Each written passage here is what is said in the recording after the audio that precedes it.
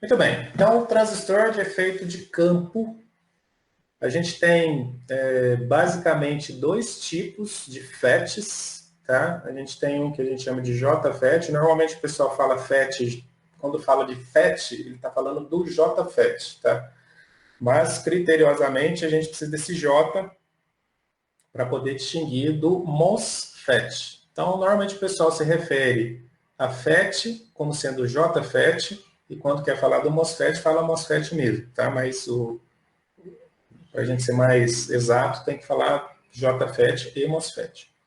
Então, o que é o JFET? É o transistor de efeito de campo de junção. Então, é um transistor que ele opera de uma forma diferente do que a gente está acostumado. O transistor que a gente está acostumado é aquele com as junções PN, onde passa a corrente dentro dela, onde eu polarizo ela direta, reversa, tá?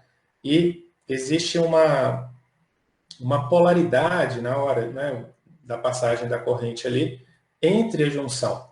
No caso do JFET, isso não acontece. Então, como é que é feito o JFET? De uma forma mais simplificada, um diagrama dele seria o seguinte: eu tenho aqui um cristal. Esse cristal ele é dopado com um componente N, com uma impureza do tipo N. Então, eu teria aqui um pedaço de um cristal N. E aí, numa parte desse cristal, eu faço uma dopagem, né, do tipo P, de um lado e de outro. De forma que agora eu vou ter, né, vocês lembram lá que o BJT, a estrutura dele, simplificada, era essa aqui, ó. Eu tinha um cristal, por exemplo, do tipo N em cima, um cristal do tipo P no meio e um cristal do tipo N aqui. Eu tinha um sanduíche, né, entre duas formas diferentes aí, duas dopagens diferentes. Então aqui seria a minha base, aqui seria o meu coletor e aqui seria o meu emissor. Então, esse aqui foi o que a gente acabou de ver, né? Que a gente encerrou o capítulo ali. O símbolo dele dessa forma aqui. Estou colocando só para a gente poder fazer as comparações, né? Então, aqui seria a minha base, aqui seria o coletor, aqui seria o emissor. No caso do JFET de canal N, já já vou explicar para vocês o que significa isso. Ele tem, na verdade, uma única, né, um cara que toma a maior parte aqui do cristal e dois pedaços dopados de uma forma diferente. Então, se vocês compararem com o BJT, no caso do BJT, eu teria necessariamente um sanduíche entre duas junções. Aqui eu não tenho um sanduíche entre duas junções. Se você for ver, daqui para cá, eu só tenho cristal N. Tá? Eu não tenho. As minhas junções acontecem daqui para cá e daqui para cá. Né? Então, em toda essa fronteira que tem entre o N e o P é que acontece a junção. Né? Então, na verdade, é toda essa região aqui, ó, né? Entre o P e o N, que corresponde à minha junção PN. Tá? E é onde eu vou ter aquele fluxo de portadores para formar os íons, que a gente já estudou também. E, da mesma forma, essas junções elas podem ser polarizadas diretamente e reversamente. Como é que a gente faz isso?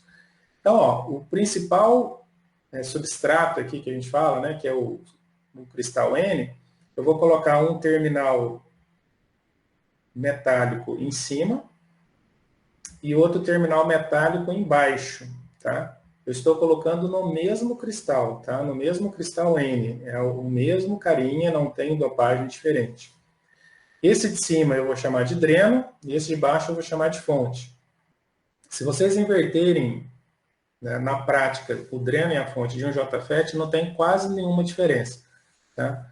Então, do ponto de vista aí, macro, tanto faz você chamar um como dreno, outro como fonte, porque é o mesmo cristal que a gente está fazendo parte. E aí a gente coloca uma outra liga metálica diretamente aqui, ó, em contato com a área que está dopada com cristal P e puxa um terminal aqui. Esse carinha aqui também tem um terminal metálico ligado nele, tá? ou poderia ter, e aí a gente teria 4 terminais. Mas, na verdade, isso não é feito dessa forma. Esse carinha do lado direito e o cara do lado esquerdo, eles estão ligados internamente. Então, é como se eu tivesse um curto-circuito do lado direito para o lado esquerdo, e aí eu não tenho esse terminal aqui. Então, para eu acessar tanto a junção não, o cristal P desse lado aqui, representado, né, quanto desse lado aqui, é o mesmo terminal, né, que eu tenho aqui, porque elas estão curto-circuitadas internamente no meu componente, tá? Elas não estão separadas. Isso aí é muito importante entender, porque o que acontece em uma vai acontecer necessariamente na outra também, tá? Muito bem. Então, do ponto de vista de estrutura, é isso. Já já a gente vai entender o funcionamento. Como é que é o símbolo dele? O símbolo dele... Ah, e uma coisa, o terminal que eu ligo nesses pedaços, né, do cristal dopado com uma dopagem inversa aqui, ele é chamado de porta, e a gente já vai entender por que ele é chamado de porta, tá? O símbolo dele, ele é um símbolo diferente, então a porta, ela tem uma indicação, como se fosse uma indicação de corrente aqui, tá? O dreno para a fonte, isso aqui é uma coisa interessante, é como se fosse o símbolo de um botão. Vocês já viram o push button, né? O símbolo do push button é esse aqui, ó. Ou seja, quando eu aperto, eu coloco o curto entre os pontos A e B. Então, apertar é colocar curto, né? Então, no caso do meu JFET, esse curto ele já está aqui, ó. Por que ele já está aqui? E aqui vem uma característica interessante dele. Se eu colocar uma fonte de tensão aqui, ó, se eu pegar, colocar positivo em cima e negativo embaixo, ou o inverso, tanto faz, como eu tenho um cristal N, né, um caminho livre aqui, né, que só tem cristal N, eu tenho elétrons sobrando, então vai circular corrente. Não sei se vocês se lembram, um cristal N puro e um cristal P puro, eles são condutores, né? Eles conduzem cargas elétricas, porque eles têm elétrons disponíveis. Então, na hora que eu ligo uma fonte aqui que seja, sei lá, de 5 volts, eu não preciso polarizar mais nada. Na porta, eu não preciso colocar nada. Eu posso deixar ela aberta. Sim, pelo simples fato de ser um único material aqui, né? Posso colocar um resistor aqui, óbvio, né, para poder limitar a corrente, mas vai circular uma corrente que passa por dentro do componente. E isso, no símbolo, é representado por essa linha aqui, ó, esse curto-circuito.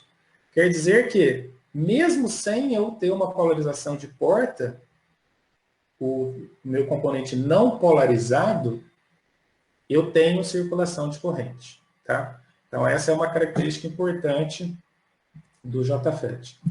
Eu posso fazer a mesma estrutura agora invertendo, né, as junções NP. Então, aqui no primeiro caso, o meu substrato maior era N, e aí eu fiz uma dopagem diferente, P. Aqui é o contrário, o meu substrato maior é P, e eu vou fazer uma dopagem N, e a mesmo, né, vamos dizer, o mesmo princípio, né, que eu acabei de falar, só que as correntes fluem para o lado contrário. Então, aqui no símbolo, eu vou ter o símbolo de uma corrente saindo, tá? Por conta, né, se eu polarizar diretamente essa junção aqui, a corrente vai circular da fonte para a porta, e no outro caso é o contrário. E também o mesmo símbolo, né? Como o meu cristal P ele é condutor, mesmo sem polarização nenhuma, eu tenho uma passagem de corrente caso eu coloque uma fonte de tensão aqui, tanto faz se ela está com positivo em cima ou negativo embaixo, a única coisa que muda é o sentido da corrente, mas atravessa uma corrente aqui pelo meu material, tá? Então, basicamente é isso. O JFET canal P, ele seria o equivalente ao transistor PNP, né? Vamos imaginar assim, em termos de filosofia, de funcionamento, é muito parecido. Bom, então vamos ver como é que esse cara funciona. Por que o pessoal pensou numa configuração desse tipo aqui, né? Qual que é o princípio do transistor? O transistor bipolar. Transistor bipolar, o que a gente queria? A gente queria um componente de 3 terminais.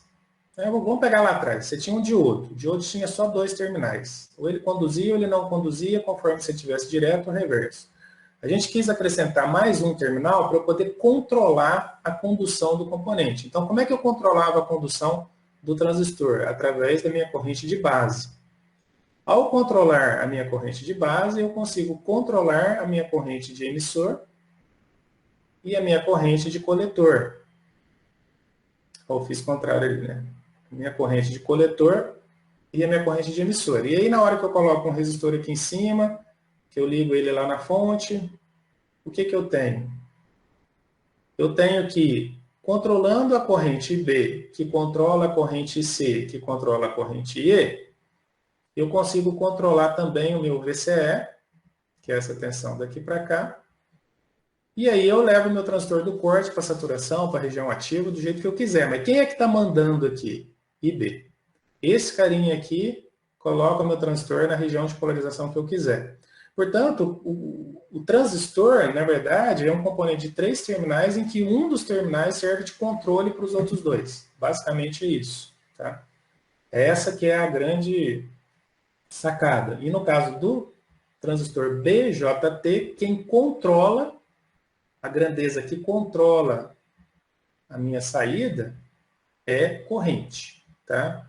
Então, o transistor BJT ele é um dispositivo controlado por corrente. No caso do JFET, vocês vão ver que a gente vai também ter esse controle. Nós também temos 3 terminais aqui, que agora não chamam base, coletor, emissor, vão chamar porta, dreno e fonte. Em inglês, porta é chamado de gate, então muitas vezes eu posso me referir como sendo gate. Tá? O dreno ele é chamado de drain, então é parecido, e o fonte ele é chamado de source. Tá? Então, se vocês olharem um livro em inglês, não vai ser porta, dreno e fonte, vai ser gate, drain e source, e os terminais não vai ser P, D e F. Na verdade, você nem vai ver esses terminais chamados P, D e F. Você vai sempre ver G, D, S. Tá? Então, todos os parâmetros do meu transistor eles vão ser dados com a nomenclatura em inglês dele. Tá? Então, já vão se acostumando aí a traduzir porta, usar G, e traduzir fonte para usar S. Tá? Quando a gente falar de tensão porta-fonte, nós vamos estar falando de uma tensão VGS, não VPF. Tá? Isso aqui, VPF, não existe. Nós vamos prestar atenção agora nos nomes em inglês. Então, vamos ver como é que esse novo componente de 3 terminais funciona e que tipo de controle que ele traz que é diferente do BJT, que também tem 3 terminais. Bom, primeira coisa, né, assim como no BJT, eu vou pegar entre o dreno e a fonte, eu vou pegar e ligar uma fonte de alimentação, tá? Uma fonte de corrente contínua aqui. Esquece um pouco a porta. Imagina que não tem isso aqui. Se eu pegar essa fonte, for uma fonte variável, eu começar com 0 volt não circula nada. Mas à medida que eu vou subindo essa tensão, tá, para 0,1, 2, 3, 4, o que seja. O meu, como eu falei para vocês, o transistor, como ele tem aqui um canal, né, do tipo N, que ele liga o dreno à fonte sem passar por um pedaço P, mesmo sem nenhuma polaridade aqui, eu vou ter uma circulação de corrente aqui no meio. Tá? E essa circulação de corrente, quando eu não tenho essa polaridade, ela vai ser uma circulação de corrente máxima. Tá? O que quer dizer isso? Quer dizer que quando eu começar a colocar uma polaridade aqui, a gente vai ver que a polaridade reversa, essa corrente só tende a diminuir. Então, à medida que eu vou aumentando essa tensão aqui em direção, sei lá, de 0 até 12 volts, essa corrente ela vai aumentando proporcionalmente. Já já nós vamos levantar a curva característica para vocês poderem entender de que jeito que essa corrente aumenta. Tá? Então, eu não preciso colocar nenhuma tensão na porta para isso acontecer. Mas vamos fazer um outro raciocínio agora. Tá? Vamos colocar, ao invés de ser uma fonte de tensão variável, eu vou colocar uma fonte de tensão fixa entre dreno e a fonte. E aqui na porta eu vou também ligar uma fonte de tensão DC, né, corrente contínua, só que essa fonte ela vai variar. E tem uma peculiaridade aqui, eu preciso conectá-la com o menos ligado na porta e o mais ligado na fonte. O que quer dizer isso? Quer dizer que a minha tensão da porta em relação à fonte, se a fonte for meu terra, né, e o terra representar 0 volt, aqui eu tenho que colocar uma tensão negativa. Se eu colocar uma tensão negativa aqui, eu vou ter, isso aqui é um metal, tá? Esse metal ele está ligado diretamente na minha camada P, então eu vou estar colocando um potencial mais negativo em P do que em N. E aí, quando eu tenho isso, essa junção PN, né, que é formada em toda essa região aqui, né, ela fica polarizada reversamente. Se essa junção PN fica polarizada reversamente, quer dizer que a minha barreira de potencial, a minha camada de depressão, né, ela se forma aqui, é uma camada razoavelmente grande. Como esse terminal também está ligado aqui, do mesmo jeito, né, eu tenho uma camada de depressão aqui. E, do ponto de vista de corrente, da porta para a fonte, né, nesse sentido aqui, não tem passagem de corrente.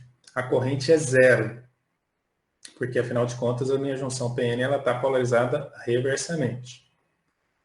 Uma coisa interessante é o seguinte, à medida que eu vou aumentando essa tensão negativa, vamos imaginar aqui, ó, que eu tinha colocado menos 1 volt, tá? Formou a barreira de potencial, não circula corrente nem nada. Aí eu vou aumentar essa tensão negativamente, tá? Ela vai para menos 2 volts. Continua não passando corrente, mas o que acontece? Essa camada de depressão, aqui essa região de depressão, ela vai ficando mais espessa, né? Ela vai aumentando a área, justamente para poder equilibrar, né? Aqueles íons que vão se acumulando aqui, eles têm que equilibrar com a tensão aplicada. Aí eu vou aumentando, menos 3. A minha camada de depressão vai aumentando, tá? E aí o que vocês percebem? À medida que a minha camada de depressão vai aumentando, na camada de depressão, como o próprio nome indica, né, ela está esvaziada de cargas elétricas, quer dizer que essa região ela vai ficando mais grossa, tá? E é uma região onde não tem carga elétrica disponível, carga elétrica livre disponível. Pelo fato de não ter carga elétrica livre disponível aqui, vai começar a ter um pouco de dificuldade dos elétrons que estão aqui em cima, né, passarem aqui para chegarem lá no polo negativo. Eu tenho um monte de elétrons livres aqui, maravilha, mas na hora de passar aqui, é como se fosse espremendo esses elétrons, como se eles fossem ficando mais espremidos. Eu tenho uma passagem um pouco mais espremida para eles passarem. Então, eu limito a quantidade de elétrons dentro de um período de tempo e, portanto, eu limito a corrente. Então, o que a gente percebe? A gente percebe que da corrente original, vamos imaginar que eu tivesse aqui, né, uma corrente IDS, né, uma corrente entre dreno e fonte. Na hora que eu estava com 0 volt na porta-fonte, ou seja, nenhuma polarização, essa corrente estava com... Aqui tinha uma camada de depressão formada, aquela natural, mas não era tão grande, então teria uma corrente máxima, tá? À medida que eu vou aumentando negativamente essa tensão e essa camada de depressão, a barreira de potencial vai ficando mais espessa, vai chegando mais perto ali do meio do componente, essa corrente IDS vai diminuindo. Até o ponto onde eu chego numa determinada tensão, e essa tensão ela é chamada de VP, menos VP, e cada componente tem uma tensão específica, onde praticamente essas camadas, essas barreiras de potencial de um lado e de outro, elas encostam e fecham o canal. Tá? O canal aqui, N, ele é fechado. Não passa mais nenhuma corrente, nenhum elétron livre de D para S.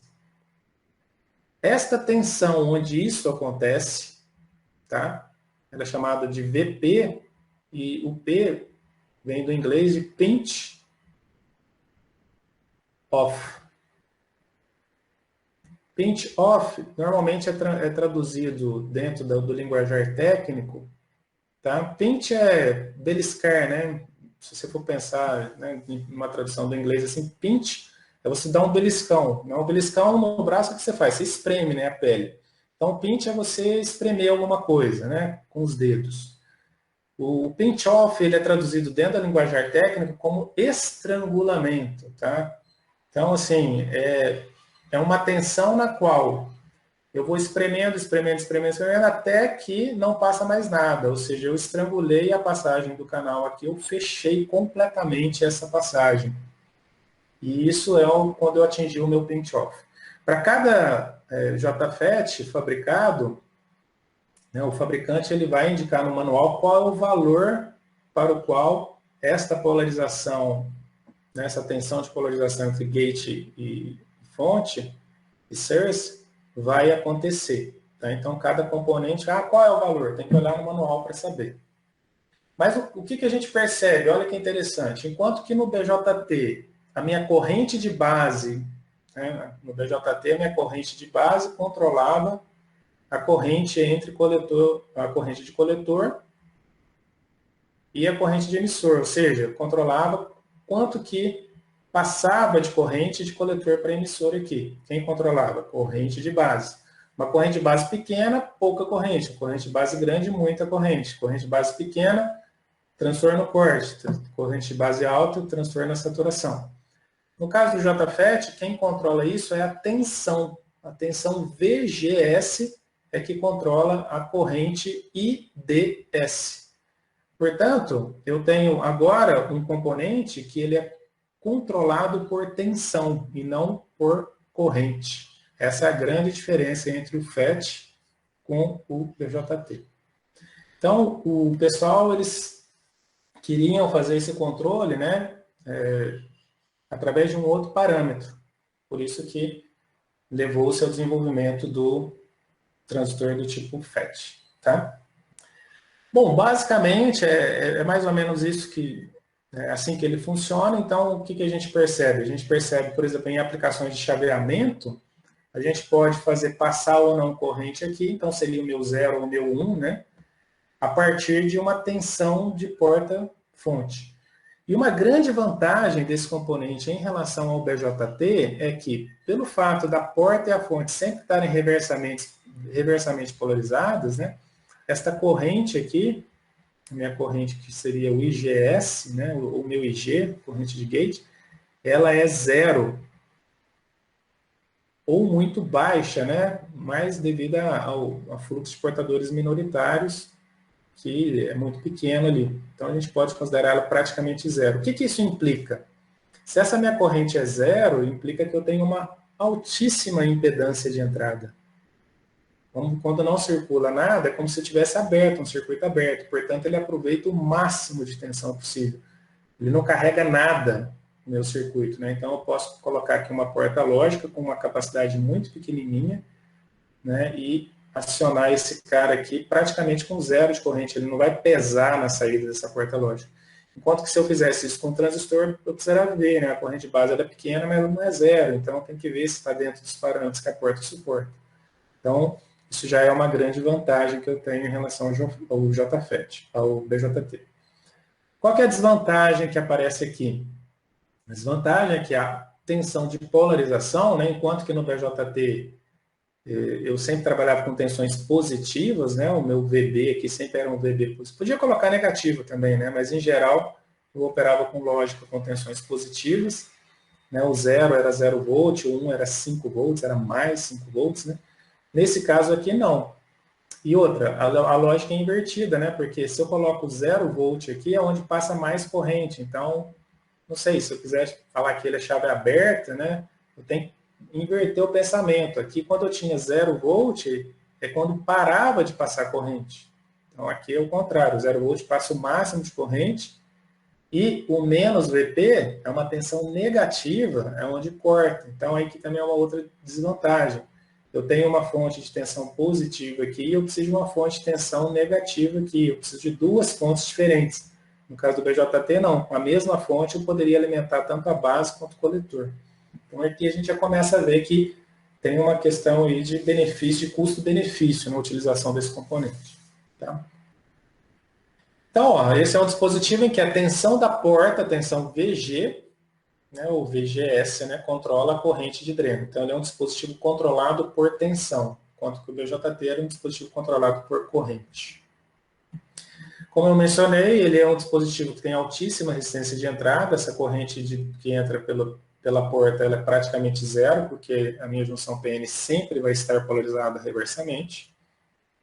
E ele é um dispositivo chamado normalmente em condução, justamente porque eu não preciso de ter, eu posso ter uma tensão zero, que eu mesmo a porta ficando aberta, sem nenhuma tensão aplicada, que eu vou ter circulação de corrente aqui, se eu colocar uma fonte externa entre o dreno e a fonte. Então, essa que é a característica que a gente chama de normalmente em condução, para esse componente aí.